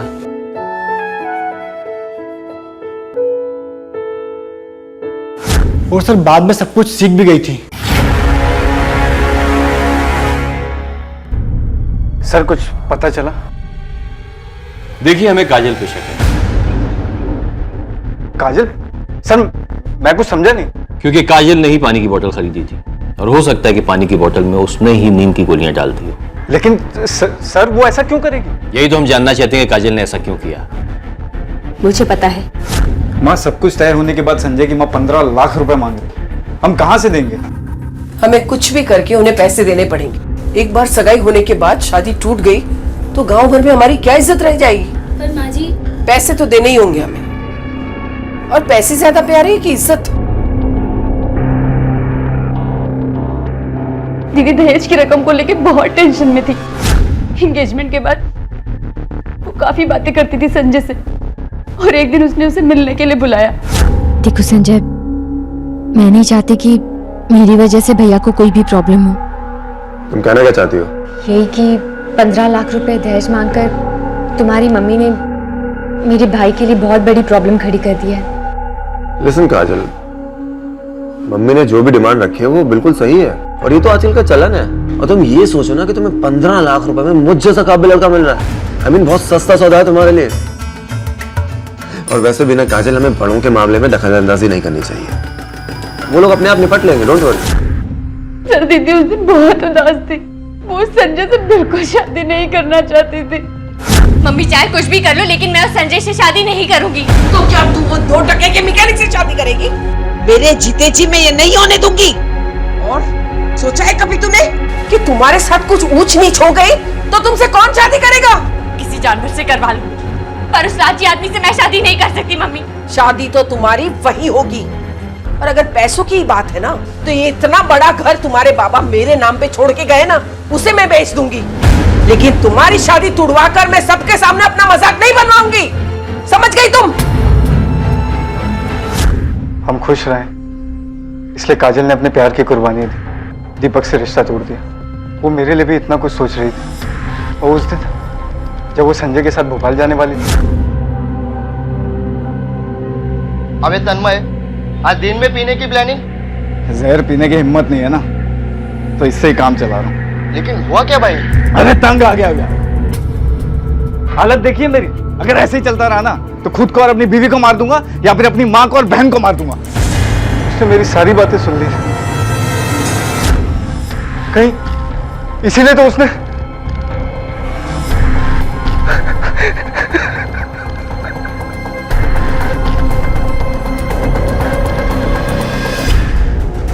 सर काजल को गाड़ियों की पूरी जानकारी थी और पानी भी काजल ने लिया और गाड़ी में ले जाकर रखा। लेकिन इससे ये कैसे साबित होता है कि मर्डर काजल ने किया है? साबित ये तब होगा जब हमें यह सबूत मिलेगा कि काजल ने स्लीपिंग पिल्स खरीदी थी। तुम एक काम करो, गुना से लेकर भोपाल तक जितने भी मेडिकल शॉप हैं उनकी सीसीटीवी फुटेज चेक करो, उनकी बिल बुक चेक करो, पता लगाओ क्या काजल ने स्लीपिंग पिल्स खरीदी थी। Okay sir.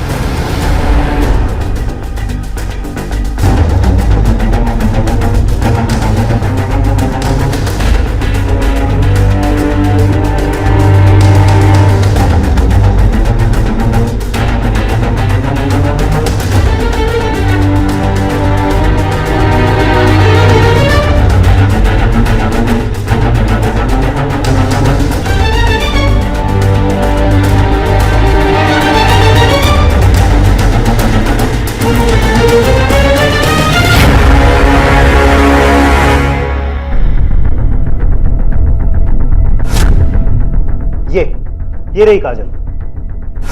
इसका मतलब इसने ही दवाइयां खरीदी? मतलब सबको मारकर खुद भी मर गई?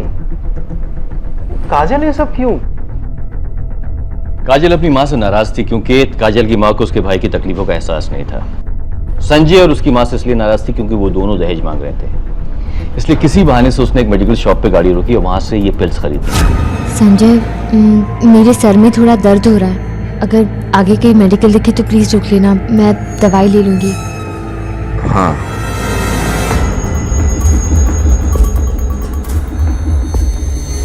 उसके बाद वो रेस्टोरेंट गई और खाना खाया।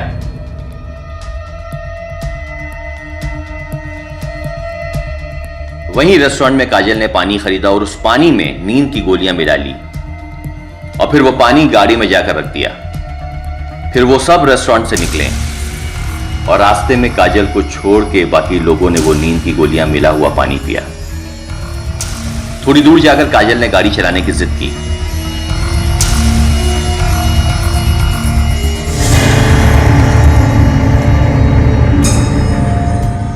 जब गाड़ी के अंदर सब सो गए तो काजल ने गाड़ी किसी सुनसान इलाके में जाके रोक दी और उसके बाद एसी का पाइप काटा और उसके वेंट को टेप कर दिया ताकि गैस आराम से गाड़ी के अंदर जा सके। उसके बाद काजल ने वापस गाड़ी में बैठ के वो पानी पिया और नींद में गाड़ी तब तक चलाती रही जब तक वो बेहोश ना हो गई और इसलिए गाड़ी का एक्सीडेंट हो गया और गाड़ी के अंदर कार्बन मोनोऑक्साइड की वजह से सबकी मौत हो गई। काजल ने जो कुछ भी किया बिल्कुल गलत किया। हाँ सर, लेकिन सबसे बड़ी गलती हमारे समाज की, जो दहेज जैसे कुरीति को आज भी रस्म और चलन के नाम पे जिंदा रखा है। और इसी कारण कितनी लड़कियां अपने आप को अपने परिवार पर बोझ समझती हैं और अपनी जिंदगी का खात्मा कर लेती हैं। ये केस बाकी केसेस से काफी अलग भी था और मुश्किल भी थी क्योंकि कत्ल के समय कातिल ने भी खुदकुशी कर ली थी, लेकिन भोपाल पुलिस ने मिले हुए सबूतों और अपने अनुभव के आधार पर इस केस को सॉल्व किया। 2 परिवारों के 4 सदस्य मारे गए। इसकी वजह सिर्फ दहेज जैसी एक कुरीति नहीं थी। कहते हैं कि अन्याय करने वाले के साथ साथ अन्याय सहने वाला भी गुनहगार होता है। जब भी कुछ गलत होता है, चाहे वो देश में हो, समाज में हो या परिवार में हो, अगर हम जानते बूझते हुए भी चुप रहते हैं तो समझ लीजिए हम उस गलत के हिस्सेदार बनते हैं। इसी विचार के साथ अब मैं अनूप सोनी आपसे विदा लेता हूं। फिर मुलाकात होगी अगले एपिसोड में एक और चौंका देने वाले केस के साथ। तब तक अपना और अपने परिवार का ख्याल रखें और देखते रहें क्राइम पेट्रोल डायल 100। सबक एक को सीख हम सबको। जय हिंद। इस तरह के और भी एपिसोड देखने के लिए हमारे चैनल को सब्सक्राइब करें और बेल आइकन दबाना ना भूलें।